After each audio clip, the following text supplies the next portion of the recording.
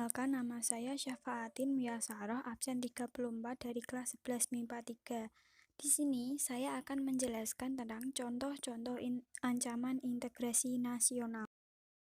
Integrasi nasional berasal dari dua kata, yaitu integrasi dan nasional.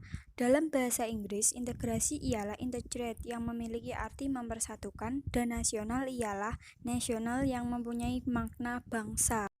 Sehingga integrasi nasional memiliki makna penyatuan berbagai kelompok budaya dan sosial dalam kesatuan wilayah nasional yang membentuk suatu identitas nasional.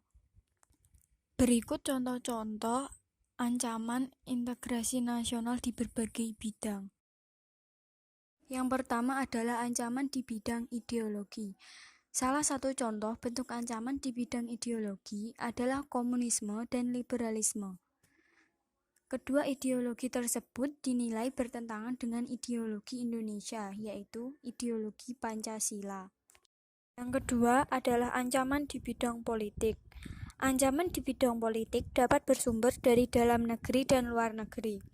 Terorisme merupakan salah satu contoh ancaman yang berasal dari luar negeri.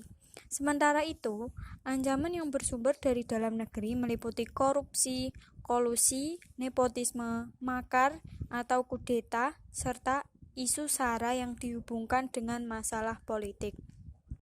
Selanjutnya yaitu ancaman integrasi nasional di bidang ekonomi. Yang pertama yaitu inflasi, terjadi dengan ditandai adanya peningkatan harga barang secara tidak terkendali. Yang kedua, infrastruktur, sarana serta prasarana yang tidak memadai. Yang ketiga, sistem ekonomi yang kurang stabil antara pengusaha, penanam modal, pemerintah serta warga sipil. Yang keempat, kurangnya kualitas sumber daya manusia atau SDM. Dan yang terakhir adalah meningkatnya jumlah pengangguran di Indonesia.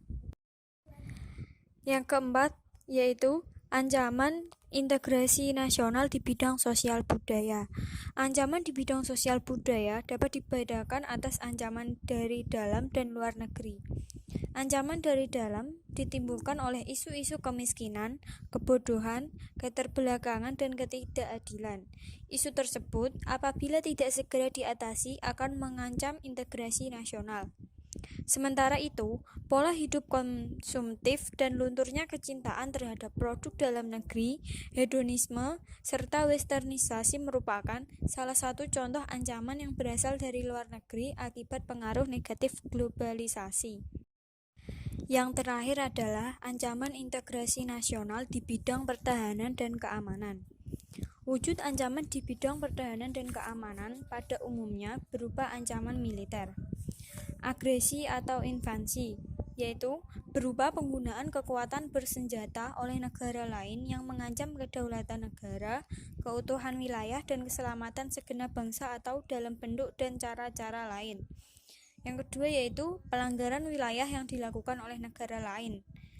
Ketiga, sabotase dari pihak tertentu untuk merusak instalasi penting dan objek vital nasional.